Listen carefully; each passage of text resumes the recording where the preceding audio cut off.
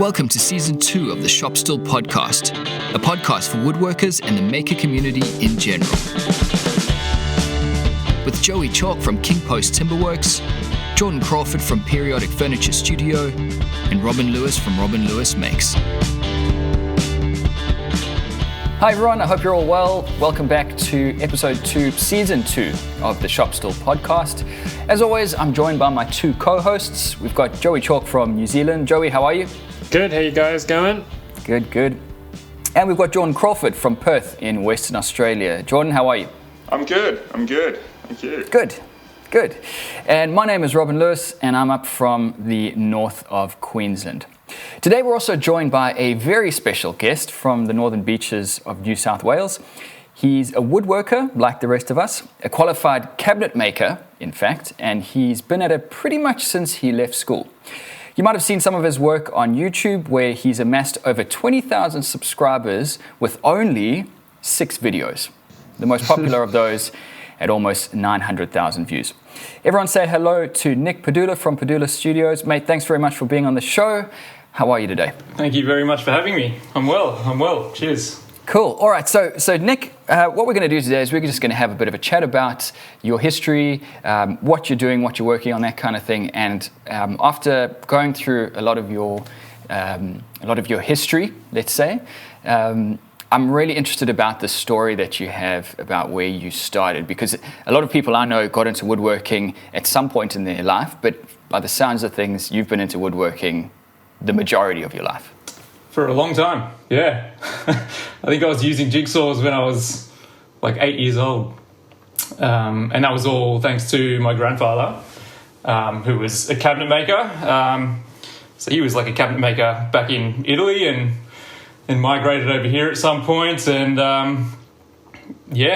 from around the age of 8, he saw that I was interested. So he sort of took me under his wing and started teaching, and I just fell in love with it.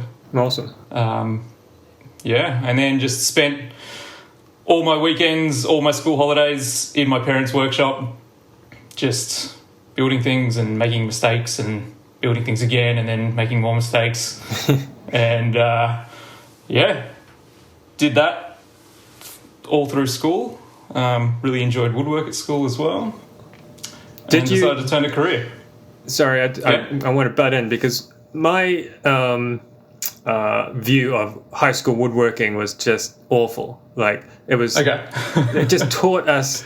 Well, at the time, I was thinking, these guys aren't teaching me anything new. I know all of this. I don't need to go through it. Did you have the same feeling? I don't think that now about the school and what they were trying to teach. I did. But at the same time, like, there's always a little something that you can learn, I suppose. Plus, I'd much rather be in the wood shop than be in science class or something like that, you know. Yeah. So I still enjoyed it. And it definitely harnessed something, because I knew as soon as I left school that an apprenticeship was the way to go. Right. Yeah. So you found somewhere like a local cabinet maker or something that was taking on apprentices?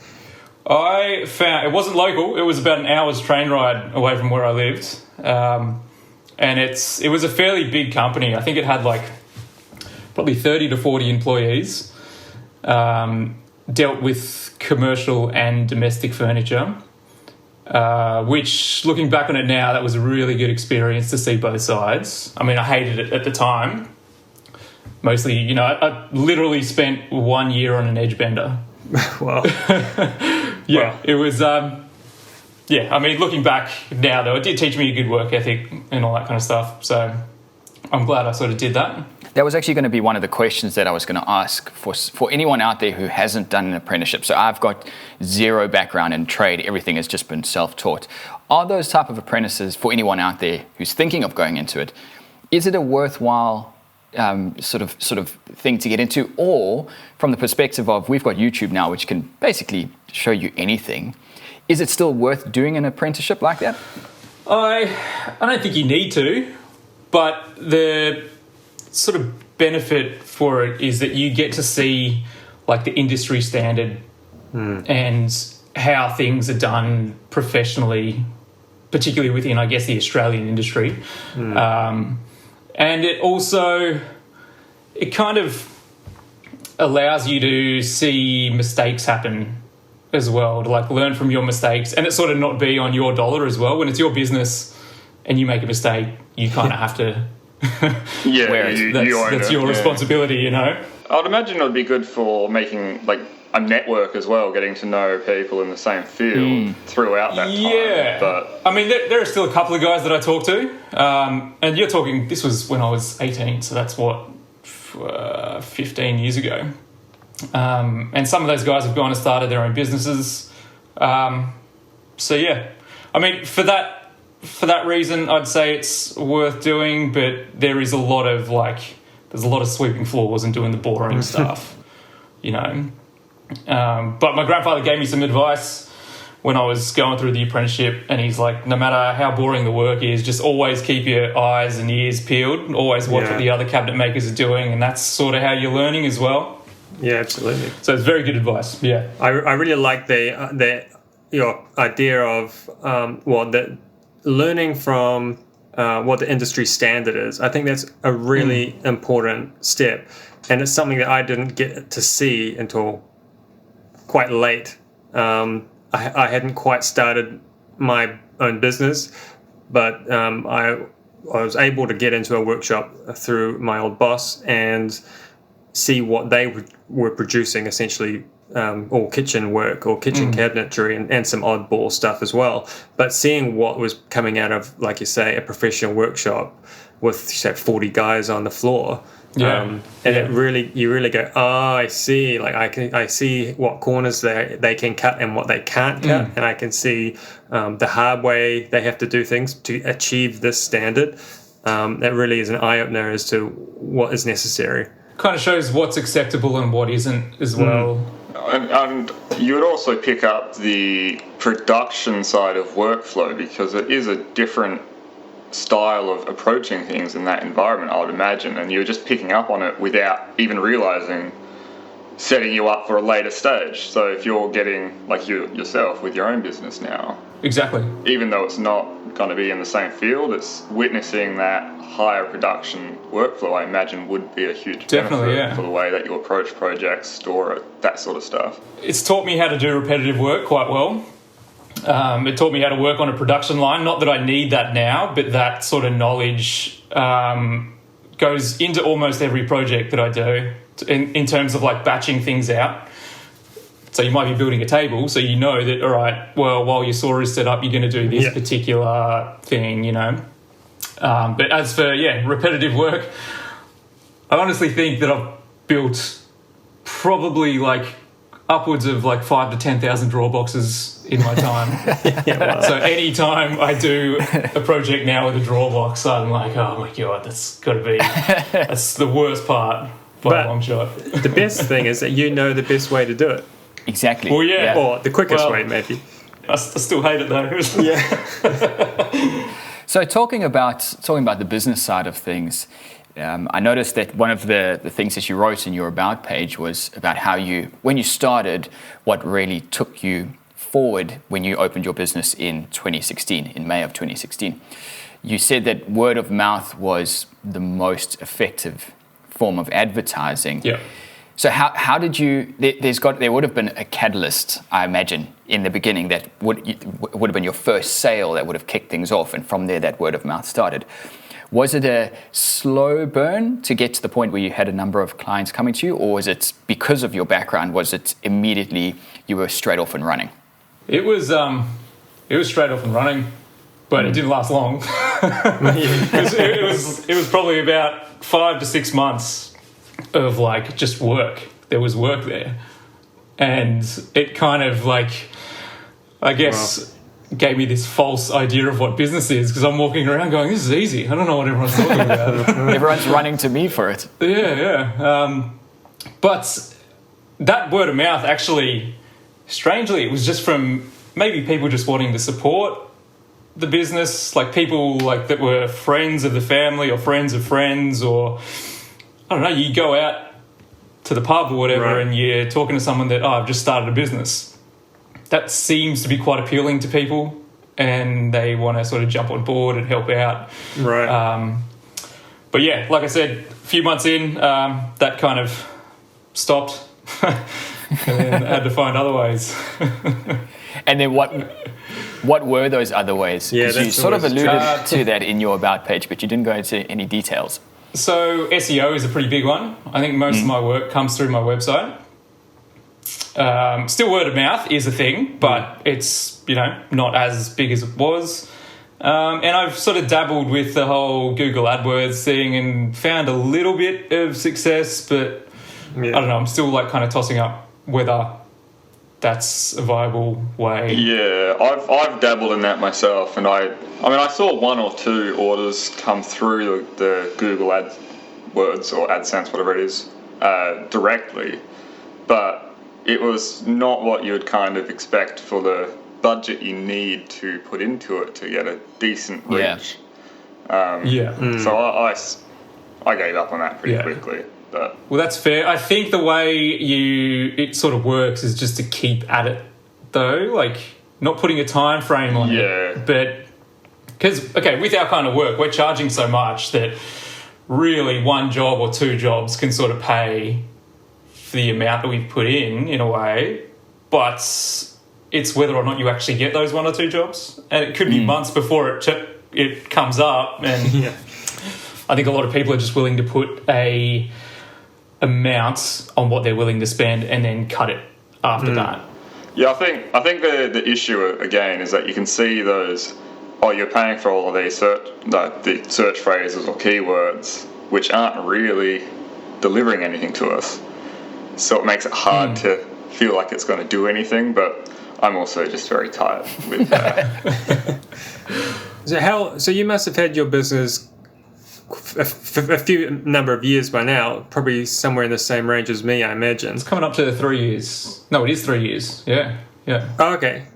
Wow. Okay. Less. Well, way more less. Okay. So I was going to say with your work income, what I've been finding is, so everyone has heard about repeat customers, and it's pretty rare in our field to have like repeat customers, within a year, I'd say, because they've spent their budget on a thing and that's it. But what I've been finding now is I'm getting repeat customers from 5 years ago who I can't even remember the job, and I'll search it on my files. I go find the job. Oh, right. Okay. You want more stuff from me? Sure. Let's do it. And so it's interesting to have that long-term repeat customer, which I never thought was even a thing, but it's really interesting how that works. And the repeat orders from those customers seem to be bigger than the first time around. So, and I think it's funny you say that. Actually, I recently had a client that got a repeat piece done. Like literally the day I installed it,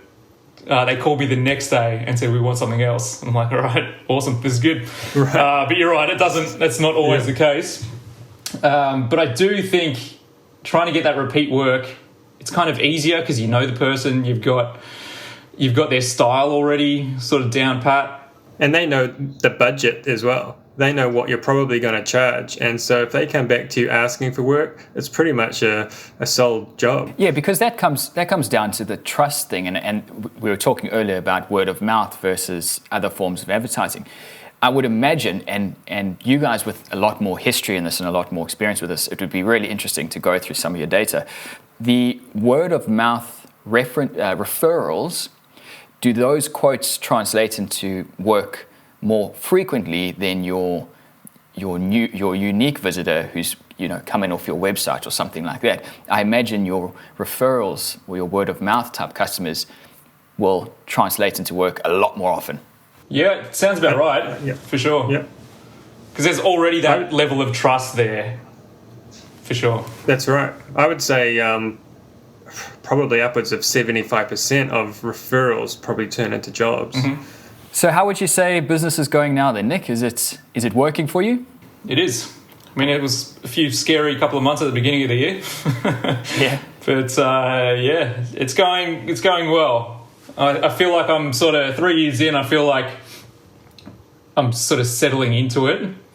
And like, I'm sure you guys all know that when you start up a business, there's so much stuff to do and stuff that you never thought of. Like, I don't know, just setting up like your emails and even an email signature to put at the end of an email, and then, you know, setting up a website and all these little things that just take up so much of your time. But 3 years in, that's all done now, and I don't have to worry about it. So it means I've got more time to build and to do designs and to try and get work in.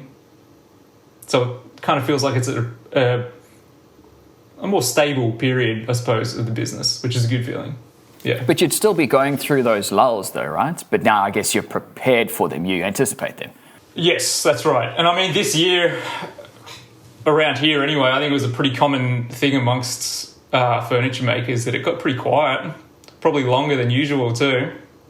But it seems to be bouncing back, which is good news for all of us. Yeah, I know on the West Coast here it was rough for anyone I know. They were all struggling. It was not a single furniture maker or even cabinet shop that was not going through a lull. Not necessarily like, oh, we're going to have to close our doors, but to the point of, we have this crew, are we going to have to let them go, or is it going to pick up again? And it's still kind of going over here, but it has picked up slowly. So it's still on the climb. At least from the feedback and stuff I'm out of the furniture game now, but still similar area with making big bits of wood into small bits of wood. So Nick, looking at your YouTube channel, there are a number of videos, a very small number of videos actually though, which is, it's quite impressive for the numbers or the metrics that you've amassed for such a small number of videos, which is pretty fantastic. But for me, the American white oak office desk, that was the first one that I saw when that came out. I think that was last year, wasn't it? Last year or the year before? I'm pretty slack on my videos, so. Well, clearly, it's working for you, so you're not doing anything wrong, really. But that was the first video that I saw, and it really impressed me. But the one question that I had about that was that torsion box that you built for the top. Why did you build a torsion box? Torsion box because, well, for starters, the client wanted a thick desk in that sort of design. Now, I mean, I don't think you can get 100mm thick American oak. And if you could, it would weigh an absolute ton. So the idea was to make it hollow, and then I could sort of toss up the ideas of just using a veneer. But I don't know, I kind of don't like using veneers for like tabletops because it can just get ruined super easily. So I don't know, I just kind of thought, well, we'll give this a go. It kind of goes against the standard sort of perception of how you would glue a top together because of movement. But I mean, I know the clients, that table is like a year or two old and it's still going strong. So I think the idea of using that flexible, the silicone sort of adhesive to glue it all together was a pretty viable way to get around that issue. I thought it was genius when I saw it. I just about fell off my chair. I was like, that is the smartest thing I've ever seen for that kind of joinery to compensate for movement. I thought, man, that is some smart thinking. And you also have to keep in mind as well that that was like, from memory, it was between 8 to 10 mil thick oak that I'd glued down as well, I think. Yeah. So that's also going to take out a little bit of the sort of shrinkage and everything too. Still definitely going to do it, but I think it seems like all the bases that I tried to cover seem to work. And it's, still looking good. I was hoping you were going to drop some of that cabinet or that apprenticeship knowledge on us, because I've never seen that done like that before. My first thought was maybe from a rigidity perspective, because you seem to it didn't have your traditional rails like you would see on a normal desk. There was a lot of cantilevering going on. I wondered if the torsion box side of it was trying to keep that rigid. That as well. That as well, because you want to keep it lightweight too. And that torsion box style, I mean, that's proven. That's an incredibly strong way. Once you sandwich something over that, it's not going anywhere. And also, you have to keep in mind that drawer box is going to weaken the structure, or that opening for the drawer box will weaken the structure quite massively. So having that torsion style going around it really helps to solidify the area that's void, almost. Yeah. Yeah. I mean, that's the same. So for my surfboard stuff, it's all torsion boxes, and people are blown away by them, thinking, "Oh, are these going to be stronger than a fiberglass board?" And I just say, "Well, yeah, it's going to be 10 times stronger because it's a torsion box," and no one kind of can get that concept that something that's so thin of material makeup can be so strong, and that gained rigidity and just flexibility with it is quite mind-blowing when you start experimenting with it anyway. I assume, though, that when you are doing a torsion box like that, those joints have to be so incredibly tight, because any movements, and then it's for nothing, basically. I mean, if those joints aren't up against... So obviously a torsion box is going to consist of some long rails with some short ones in between it. If the ones in between aren't secured strongly to the long ones, they're just going to break, and they're essentially flex. Useless. Yeah. Yeah, well, it's good to hear that the table's still going. I mean, have you actually seen it yourself? I have. Yeah. It'd be a bit of a worry if it wasn't going after just 2 years. Yeah, we got this heirloom piece of furniture, but it's falling apart.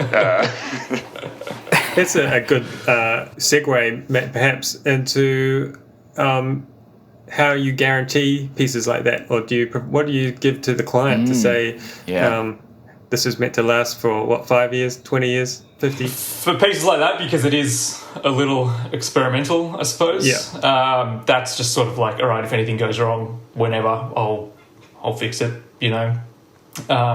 Obviously, I've explained to them, the process and everything. But like I said, I do know them. They do trust me. So I don't know if I'd do that with someone completely new. No. What about other generally your furniture pieces? Do you offer or tell the clients? I guess I ask because I used to get it a lot. People saying, "Oh, what's your guarantee?" But just about no one asks anymore. And No. my reply has always been, for solid timber furniture, it's a lifetime guarantee. And if something breaks, I'll fix it. But for anything where I use plywoods or veneers, there's catches around who actually glued those panels together. I don't know what they did, so there's a possibility that something might delaminate that I didn't have anything to do with. But do you offer? Have you got anything like that? I don't. No, I need to. It'd be good to have something written down on the website as a guarantee, whether it's a time frame of, say, a year or so, or whatever that is. I'm not exactly sure, but I think I've probably been asked that once before. Right. Out of the 3 years, and even like out of other places that I've worked, it's not a common question. But that's where, like, how do you get around that? Like scratches. I mean, scratches aren't going to be a manufacturer's fault. That's right. So it'd be certain things, like you said, like delaminating or whatever. But yeah, it's definitely something that needs to be given more thought. And it's definitely a trick, because certainly here, and I imagine Australia has got a similar set of legal rules. We have something called the Consumer Guarantees Act, where anything someone produces for sale has to be fit for purpose for, I think the minimum is 10 years. Like, you can't sell something to someone and have it break immediately. Right. And so there's a certain amount, and so I'm not actually even legally allowed to offer a guarantee less than that. So that's when I actually kind of stopped advertising that I guaranteed stuff, because it's already covered legally. And if there really is an issue, there's already a system in place to deal with that, that everyone has to abide by. But how do you decipher whether that was, the person's woken up one morning and it's just fallen to pieces for no apparent reason, or in that example that you used last season where someone put a dehumidifier right next to their wardrobe and the thing exploded. How do you... Because I can imagine walking past a table and kicking a table leg accidentally and the whole thing breaks off. Now, how do you determine? Well, for me, like a good one is a snapped chair leg. If the chair leg snaps not at a joint, like for whatever reason, usually it's pretty obvious that someone's been swinging back on the chair or jumped on it and caused undue stress onto the timber and it snapped. That's nothing to do with the joinery. I'll fix it, but I'll charge you for it. Now, if the mortise and tenon comes apart because there's no glue in there or whatever, then that's my fault, and I'll probably have to rebuild the chair for free. So you've never had a problem trying to work that out. It's always immediate. Well, I've never had anyone come back, to be honest. Like, really, I've never had that happen, and that's also a reason why I kind of stopped advertising the guarantee thing, because it's actually nothing really tends to go wrong that much. It makes you look like you're covering your bases for what's happened in the past. Almost. It's kind of like, if you put a limited guarantee on things, sometimes it could look like you're trying to cover your ass. So. But it is always good to be safe, though, with some stupid things. Like, people will try claim anything they can. So to have something written down, I think, is a good idea. But it is, I understand, it kind of makes you look like you're covering yourself from past experiences or something, which people might get the wrong idea from. I mean, if there's a tyre track over it, someone's probably reversed over it, and that's not going to be covered, I guess. So. I think for me, if I have a really big job come through, like I did a $30,000 kitchen a while back, and I really made sure I had things written down, the quote, everything was very formal, because I don't have $30,000 kicking around in my bank, and I don't want to be liable for stuff that's not my fault. So definitely covered myself there. And I would say, in general, any job that's worth more than 10K, I will probably be very careful about wording and quoting. I delivered 2 projects this weekend, and whenever I do that delivery, the next couple of days afterwards, I'm just nervous. I'm just sitting there. I'm like, when am I going to get this phone call? Just waiting for this. You don't want the email. You don't want to look at your emails. I am so nervous when I was, just before delivering. If I was delivering the piece, my heart would be racing. I'd have, the cold sweats. What if they don't like it? And it was the most stressful part of running a business. Yeah, I always get a bit nervous before an install. Because you're in somebody's home, you don't want to do anything to...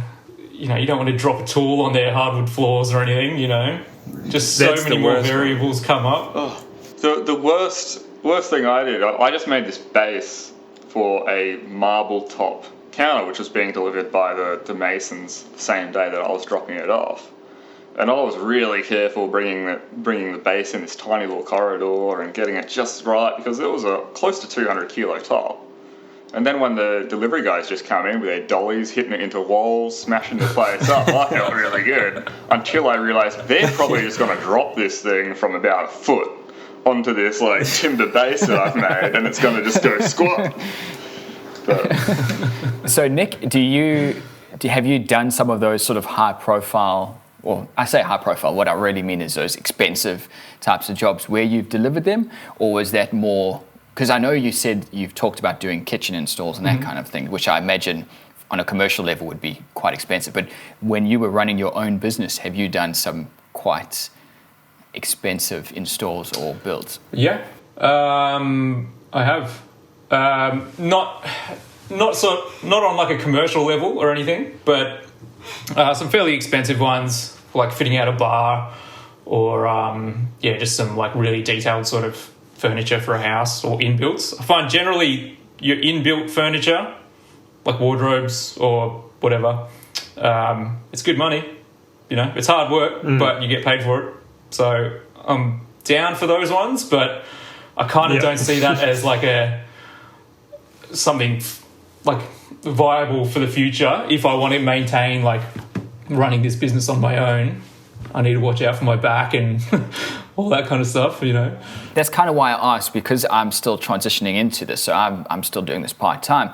But if someone like Joey, you were talking about for orders that are $10,000 or more, I don't think I have the nuts yet to do a job for $10,000 or more. So how do you manage with those expensive projects to say, well, I'm the guy for the job and it's got to be done right, I guess?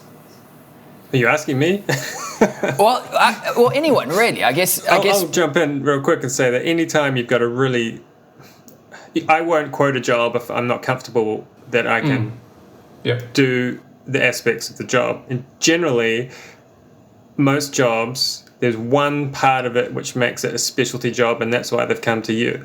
The rest of it is fairly ordinary cabinetry or whatever, but there's one detail they want that no one else seems to be able to do, and then that's why they've come to me to quote the job. And as long as I am fairly confident and I can come up with a solution pretty quickly about how I might go about this one little detail, after that it's all just kind of, there's a process. You buy the materials, you got to make a carcass, and you just work your way through the job, and it's just a matter of learning which process works best and sticking to your guns, and then it's just clogging your way through the job. Yep. So the next video I wanted to have a look at was the custom bed with side tables that you made to look like a longboard, which was it was funny. I didn't actually read the brief. I watched the video and I went, wow, that looks exactly like a surfboard, and then looked further down and that was the brief. So in my eyes, you nailed it, which is great. But there's a tool that pops up in that video, and it's in a couple of your other ones. It's that it looks like a CNC bed. Yeah. But it's manually operated. Yes, please tell us. Is that a Woodwiz? Is that what that was? It's like it, but I think it's bigger, to be honest. So it's called a Slab Master. It's a machine that's essentially just... I get a lot of questions about it, but I tend not to provide too much info because I think it's just made out of someone's garage.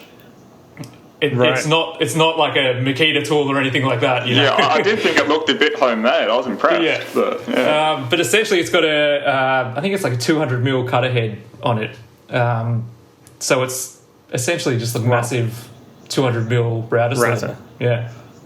Which is... So the actual router, the motor itself, is that just a stock router, or is that all custom as well? No, that's all custom too. So there is a cutter head on it that has, I think, like probably 8 of those carbide tip little blades that you get in like your spiral sort of thicknesses and everything. And it's essentially 200 mil diameter with those on the outer edges. And it just chews through. And then the bonus about it is that you can attach a sanding plate to it as well. So it turns into a sander that you can essentially sand 1,300 wide, I think, and up to 4 meters long. Yeah. Because I've only seen you use it as like a glue-up base, which seems like a really good idea for that. I haven't actually seen you use it as a surfacer. Do you use it to like flatten off big planks? Yeah, all the time. Like tabletops. That's one of the most used tools that I have as well. Because say you're doing a tabletop, instead of running, say, 8 boards over a jointer, you can do them all at the same time. You just clamp them down at the table and flatten one face and then chuck it through a thicknesser and you get to glue up. And then also having that flat bed as a glue up table just makes life so much easier. Yeah. And the actual setting it up, because obviously that's got to be millimeter perfect. Was there a lot? I mean, are the feet adjustable? Was there a lot of adjustments, or is it made flat and you just have to shim it? It's all adjustable. There's a lot of adjustments to do, and it's been 3 years now, and it probably needs some readjusting.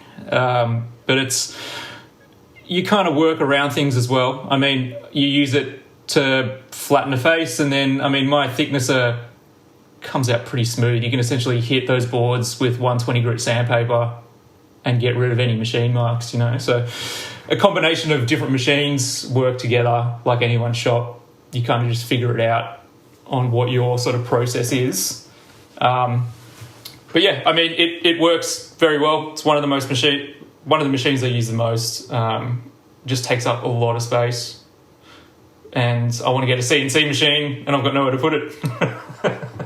I have a full-size CNC in my workshop, but it's not mine, it's my father-in-law's, but it's here so I can use it. I would rather have your manual version, and then, because I don't know, have you got a small CNC or anything? I don't know. I used to operate one, and you used to operate it. Yeah. Did you used to do the drawings? No, I was just a guy that put the board on and pushed a button, so it seemed pretty simple. Because in my experience, it's getting those drawings right for the CNC. Yeah. You could take a whole day, and I've I've proved this in just in my own time, where I'd have my father-in-law working on the drawings for a cut, and I'd go and do it all manually in the other end of the workshop. Right, okay. And half the time it took him to draw it, I could do it manually, like using router jigs and templating and stuff like that. It's so time-consuming to get a good drawing done. So it makes a lot of sense when you're doing multiple things. That's a good point. And commercial type things. One of the main things I'd use it for is templates, to just knock out templates. But if it's going to take you the same amount of time. So cutting out essentially 2D shapes is very easy. And you can just draw a shape, put a curve on it, cut that shape out, and you've got your template. That's pretty quick. When you're doing more complex things on a CNC, it can just be hours and hours of drawing and testing, make sure it's going to cut what you want. There's a lot of, and so I would, after seeing that process in my own workshop, I would rather have your manual version where I can just throw a piece of wood on, flatten it off, and it's done in 10 minutes. Well, I feel better about it now. Yeah. I don't know. I'll do you a swap. I'm kind of in the different side of that, because I don't think it's that hard if you're just doing 2D. No, 2D. That's easy. Right. And the machine configuration, once you have it, you load up the profile. But when it does come into those more complex, especially if you're doing more than just 2D shapes and you're starting to get into that third axis, it's invaluable, I think. But yeah, if it's only for templates, maybe a laser. I'll show you guys.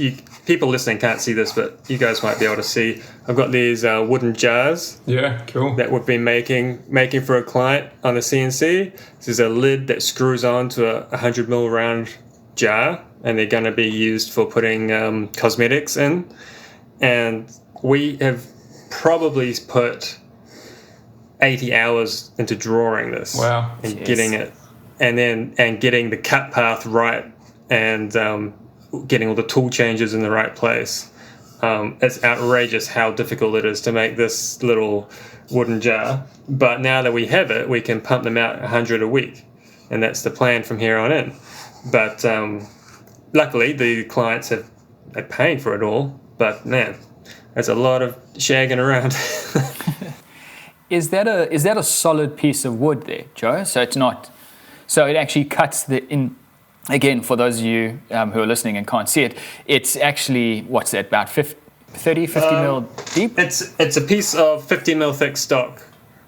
And and been hollowed out. We joint the back and then screw that, say a piece of 150 by 50 by, say, 2 meters long, screw that down onto the CNC bed, and then the CNC cuts out the jar, does the threading on it, does the outside profile, and then all we have to do is a little hand sanding when it comes off the machine.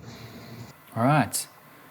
Yeah, so that's, when you're batching them out, makes sense, but otherwise, it's a bit, I just think just from what you see on YouTube, which again, obviously all of that work is cut out of the video, all of that prep, it just looks like you just throw wood at it and out comes a masterpiece. Yeah. One of the local YouTubers here in Townsville, his name's Scott Turner from For Me Industrious. He's recently got a CNC machine, and he says while it did take him a while to get into it in terms of feed rate, the correct bit, that kind of thing, but once you get through that hurdle, then it's actually not too bad. He said that was the hardest bit for him, is the number of bits that he just tore through because the feed rate was wrong or whatever. But yeah, Nick, hopefully that'll be something that we'll see on the channel soon. Hopefully, yeah. Yeah, that'd be great. So talking about adding tools to your shop, you have a exceptionally tidy shop. Well, a very clean shop. It's not always. Well, that's what I was going to ask. Are you one of those woodworkers who you pride yourself on that, or is that a once every 6 months clean up and then you shoot the video? I pride myself on my shop, so I tend to clean up every second or third job that I do. I'm a bit of a neat freak, if you couldn't tell from my tool wall and everything. So I try to keep it tidy. I mean, it's an absolute mess now, but that's pretty standard in anyone's shop when you're halfway through a project. But yeah, I kind of find I've worked in enough shops that, you know, everything's so disorganized and you end up spending 10 minutes trying to find a tool, and that's a waste of time. And you got to move materials to be able to use a thicknesser and all that kind of stuff. That's the worst thing. Yeah, it just breaks your flow. And I think that's really important, that once you're sort of in that creative mindset and you've got that flow going, to not break it in any way. Just let it go, you know. So yeah, I mean, having every tool has a place, and at the end of the week, every tool will go back into that place. Yeah, it's a good way to look at it. One of the last jobs that I've been working on was far too big for my space, which is why I almost didn't take the job, because I knew it was going to be tricky. And I had 2 big jobs going at once, and it got to the point where a glue bottle, and I remember this because this was a particular moment where I said, right, now I need to stop and I need to tidy my shop. I tried about 3 times. You know, you're working and you have a tool and you put it down. You're not looking, you just put it down. And it landed on the edge of something and fell off.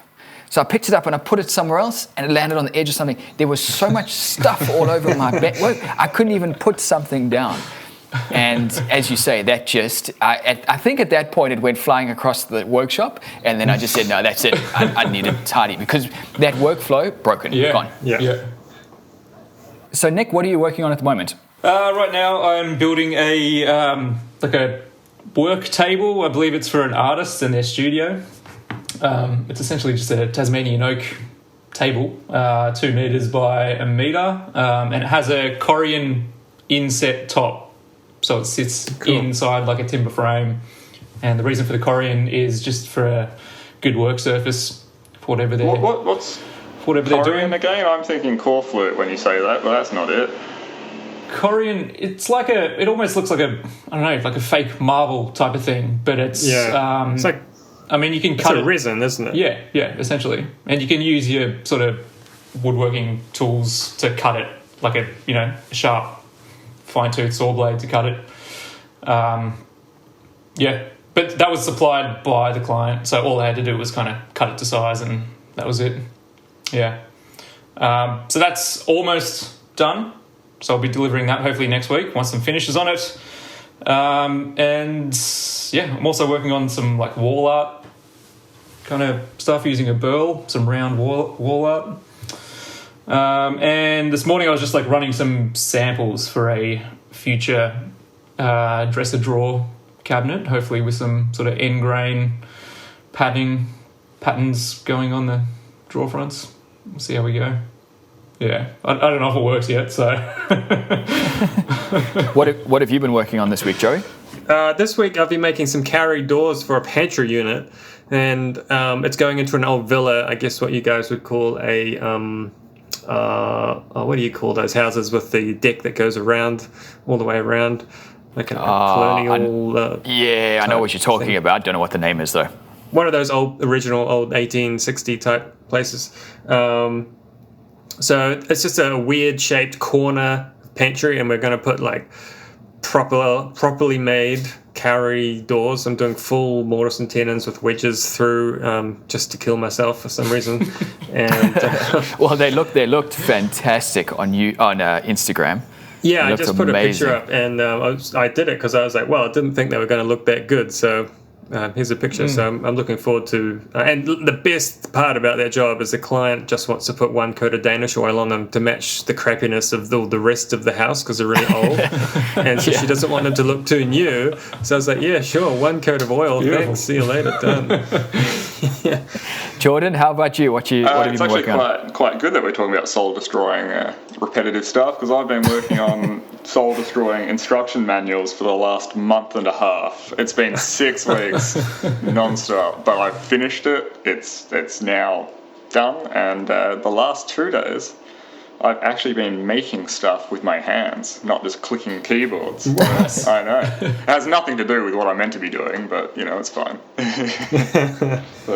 So when you say they're done, is that because the last time we talked, you were saying the text is there, it's just the formatting? So is all of that's done? The formatting's all done now. It's off at the editor now for the final proof, because I did change the order of a few things. It's lucky that my mother is an editor, so I don't have to to go too far for it. But yeah, it's all finished. It's uploaded as a proof just for those customers that have been asking. But yes, 86 pages and a couple of hundred photos, and all of the photos you can click on, and you get a further explanation, and it's just stupid. I shouldn't have gone so far into it, but I just wanted it to be done right, so that if someone does ask me, I can say, look, go to page 73, click on the thumbnail, you'll be able to see everything in detail. And if you change the model, do you have to do a whole new one? That's applicable for every board that I make up until SUPs, because it outlines the differences as well. So it's like, if you're working on this and this, you can skip this step. And then it's, you go to 2 pages long down the line or whatever. But I'm actually, it's using my graphics design degree for the first time in 10 years. And it's incredible how much better this software stuff is these days. Like I didn't know all of the tricks when I started, so it was taking me forever. But now that I kind of got in the flow of it, like the Adobe InDesign used to be an absolute pig to work with, and now it's probably my favorite layout software, so I love it. All right, well, I've been working on nothing this week because I delivered on 2 things over the weekend. It was these boards for a wedding and this bed with a trundle bed underneath. So this week, we were talking about cleaning earlier. This week, all I'm doing is regaining access to certain areas of my shop again, tidying up all the corners and everything, getting it back to where it was. And I'm trying to work a little bit on organization. One thing that I've been noticing recently with a lot of the better performing YouTube videos is all those channels have very clean spaces. And I think from a visual perspective, when you are trying to watch something with just clutter around it, it's a real negative point on a video. So I'm really trying to get everything, all those little bits into boxes, into a nice looking cabinet, and try and just improve that look. That is partly the reason my style of video making is the way it is. I tend to go quite tight on a lot of things, because then I don't have to show off all the rubbish that's on the ground right next to it and what's in the background.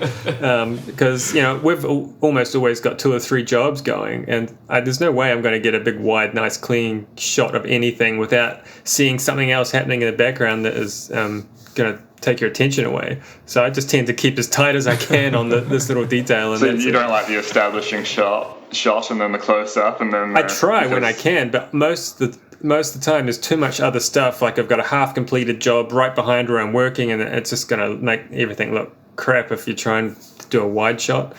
So yeah.